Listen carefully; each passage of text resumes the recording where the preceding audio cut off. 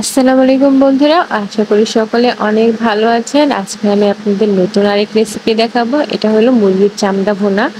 তো এটা দেখতে যতটা সুন্দর হয়েছে, খেতে কিন্তু দারুণ মজা। তো চলেন দেখে নেওয়া যাক কী করে এই চামড়া ভুনাটা আমি করি। তো এখানে আমি দেখতে পাচ্ছেন মুরগির চামড়া নিয়েছি, সাথে দুই একটা পাক নিয়েছি মুরগির। এগুলো আমি বেছে ধুয়ে চুলাতে পুড়ে নিয়েছি সুন্দর করে, তারপর ধুয়েছি। এখন এখানে একটা আলু নিয়েছি ছোট করে কেটে, পেঁয়াজ কুচি আর কাঁচামরিচ নিয়েছি। কড়াইতে তেল দিলাম। এখন এখানে আমি দারচিনি, এলাচ, তেজপাতা, গোলমরিচ আর লবঙ্গ এগুলো দিয়ে নিচ্ছি তেলে। এখন এখানে আবার পেঁয়াজ কুচিগুলো দিয়ে দেব। তো পেঁয়াজ কুচিগুলো দেওয়ার পরে সামান্য পরিমাণ লবণ দিয়ে নিচ্ছি। এখন ভালো করে তেলে নাড়াচাড়া দিয়ে এগুলো বাদামি কালার যখন হবে তখন আমি বাকি মশলা দেব, আদা রসুন দেব। তো দেখতে পাচ্ছেন নাড়াচাড়া দিয়ে দিচ্ছি। এখন দেখছেন বাদামি কালার হয়ে গেছে। এখন এই পর্যায়ে আমি আদা রসুন দিয়ে দেব। তো রসুন বাটা দিয়ে নিলাম। এখন আদা বাটা দিচ্ছি। এখানে আমি রসুন বাটা 4 টেবিল চামচ আর আদা বাটাও 4 টেবিল চামচ দিয়েছি। আমি খুন্তি দিয়ে নিয়েছি, আপনারা চামচটা দিলে দিতে পারেন। আর এটা মুরগির চামড়ার উপর ডিপেন্ড করে আদা রসুনের পরিমাপ হবে। আমার যেহেতু কম তাই আমি কম করে দিয়েছি। তো তেলে এগুলো ভালো করে আদা রসুনটা একটু কষিয়ে নেব, তারপরে এবার বাকি মশলাগুলো দেব। তেলে কষানো হয়েছে, আবার একটু দেখেন গরম মশলা ফাঁকি এগুলো আমি হাফ চামচ পরিমাণ দিচ্ছি।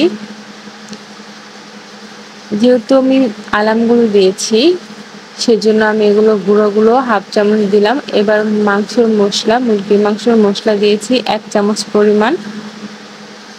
এখন এখানে হাফ চামচ ধনিয়ার গুঁড়ো দিচ্ছি, হলুদের ফাঁকি হাফ চামচ।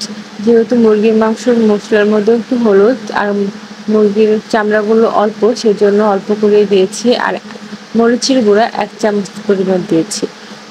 তো দিয়ে এখন আমি মশলাগুলো ভালো করে তেলে কষিয়ে নেব। তেলে কষানো হলে এখানে আমি সামান্য পরিমাণ পানি দিয়ে নেব। এখন পানি দিয়ে আবার ভালো করে কষিয়ে নেব, যে পর্যন্ত তেল না উঠবে সে পর্যন্ত কষাবো। দেখেন আমার কষানো হয়ে গেছে, উপর তেল উঠে গেছে। এইভাবে যখন তেল উঠবে সেই পর্যন্ত কষাবেন। আগে কষানো না উঠলে তখন মুরগির চামড়াগুলো দিবেন না, খেতে ভালো লাগবে না। তো ভালো করে কষিয়ে আমি চামড়াগুলো দিয়ে নিচ্ছি, সাথে আলুগুলোও দিয়ে নিচ্ছি। এখন এগুলো আমি মশলার সাথে মিক্স করে ঢেকে দিব। এই পর্যায়ে কিন্তু আমি কোনো পানি দিব না, এই মশলাগুলোর মাধ্যমে একসাথে আমি কষিয়ে নেব। তো এইভাবে রান্না করে খেয়ে দেখবেন, দারুণ মজা খেতে। যারা চামড়া খেতে চায় না মুরগির, তাদের রান্না করে খেয়ে দেবেন, তারা বুঝতে পারবেন না, তারা বারবার খেতে যাবে। তো আমার ভিডিও যদি আপনাদের ভালো লাগে অবশ্যই কিন্তু লাইক করবেন আর কমেন্ট করে জানাবেন কেমন হয়েছে। আর আমার চ্যানেলটাকে সাবস্ক্রাইব করে যাবেন, পাশে থাকা বেল আইকনটি ক্লিক করবেন। তো আমার চামড়া প্রায় হয়ে গেছে, দেখতে পাচ্ছেন। এখন এই পর্যায়ে আমি আরেকটু সামান্য পরিমাণ এখানে পানি দিয়ে নেব, নাড়াচাড়া দিয়ে। কারণ হালকা একটু জল দিব, যেহেতু শুকিয়ে গেছে পুরো। আমি আগে কিন্তু পানি দিইনি, এখন সামান্য পরিমাণ পানি দিয়ে নাড়াচাড়া দিয়ে দিচ্ছি। এখন এগুলো বলক আসবে, সাথে আমি এখানে কাঁচামরিচ দিয়ে দেব।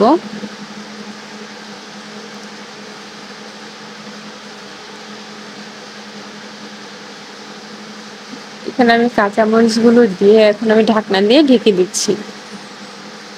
ঢাকনা দিয়ে কিছুক্ষণ রাখার পরে ঢাকনা উঠে দেখাচ্ছি, দেখেন বলক আসছে। এখন আমি দেখবো আলুগুলো ভালো করে সিদ্ধ হয়েছে কিনা। যদি সিদ্ধ হয়নি তাই আবারও এগুলো আমি ঢাকনা দিয়ে ঢেকে রাখবো। আর একটু সিদ্ধ হবে তার জন্য ঢাকনা দিয়ে ঢেকে রেখেছি। এখন কিন্তু আলুগুলো পুরো সিদ্ধ হয়ে গেছে। আর মুরগির চামড়াগুলো দেখেন কত সুন্দর হয়েছে। বেশি ঝোলও রাখিনি, আবার বেশি শুকনোও করিনি, মিডিয়াম মতন রেখেছি। এটা খেতে দারুণ হবে। এখন সামান্য পরিমাণ জিরা দিয়ে এখন এটা আমি নামিয়ে ফেলবো। তো জিরা দিয়ে নাড়াচাড়া দিলাম, এখন এটা নামিয়ে আমি দেখাচ্ছি কিরকম হয়েছে।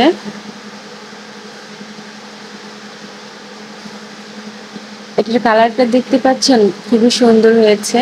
তো আপনারা বাসায় প্লিজ আপনারা ট্রাই করবেন একবার। আর চামড়াটা কোটার সময় তারপরে কিন্তু ভালো করে চুলায় পুড়ে নেবেন, তাহলে চামড়াটা খেতে দারুণ মজা লাগবে। তো সবাই ভালো থাকবেন, আল্লাহ হাফেজ।